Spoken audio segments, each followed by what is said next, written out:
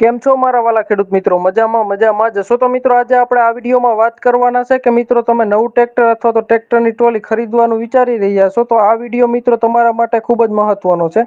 આજે આપણે વાત કરીશું કે સરકાર દ્વારા ટ્રેક્ટર અને ટ્રોલી પર કેટલી સબસિડી મળે છે, ક્યાં ક્યાં ડોક્યુમેન્ટ જોઈએ અને ફોર્મ ક્યાં ભરવું. વિડીયો અંત સુધી જોજો જેથી કરીને કોઈ માહિતી છૂટી ન જાય. અને મિત્રો તમારે કોઈ પણ બીજો પ્રશ્ન હોય તો કોમેન્ટ કરો, તેના ઉપર હું ચોક્કસ વિડીયો બનાવી દઈશ અથવા તો તમને કોમેન્ટમાં જવાબ આપીશ. હવે મિત્રો વાત કરીએ તો ગુજરાત સરકારના આઈ ખેડૂત પોર્ટલ દ્વારા અલગ અલગ યોજનાઓ હેઠળ સબસિડી આપવામાં આવે છે.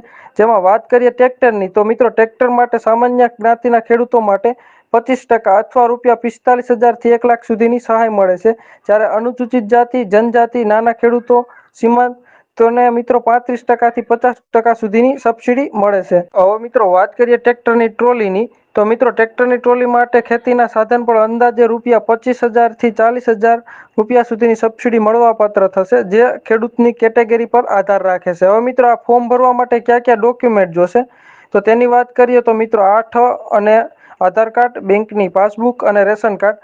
અને જો તમે એસસી કે એસટીમાં કેટેગરીમાં આવતા હોય તો જાતિનો દાખલો જોશે.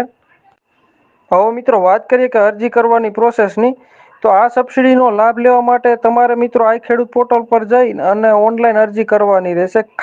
ખાસ ધ્યાન રાખજો કે જ્યારે પણ આ યોજનાના ફોર્મ ખુલે ત્યારે વહેલી તકે અરજી કરાવી લેવી, કારણ કે તેમાં લક્ષ્યાંક મર્યાદિત હોય છે અને તમે તમારા નજીકના ગ્રામ પંચાયત વીસી પાસે અથવા તો કોઈ પણ સાયબર કાફે પર જઈ અને ફોર્મ ભરાવી શકો છો. ખેડૂત મિત્રો આ હતી ટ્રેક્ટર અને ટ્રોલી સબસિડીની માહિતી. જો તમને આ વિષયમાં કોઈ પ્રશ્ન હોય તો નીચે કોમેન્ટમાં જરૂર જણાવજો. અને ખેતીવાડીની આવી જ અવનવી અને ઉપયોગી માહિતી માટે અમારી ચેનલને સબસ્ક્રાઇબ કરો અને આ વિડીયોને બીજા ગ્રુપોમાં શેર કરો, જેથી કરીને વધારે ખેડૂતોને આ માહિતી મળી રહે. જય જવાન, જય કિસાન.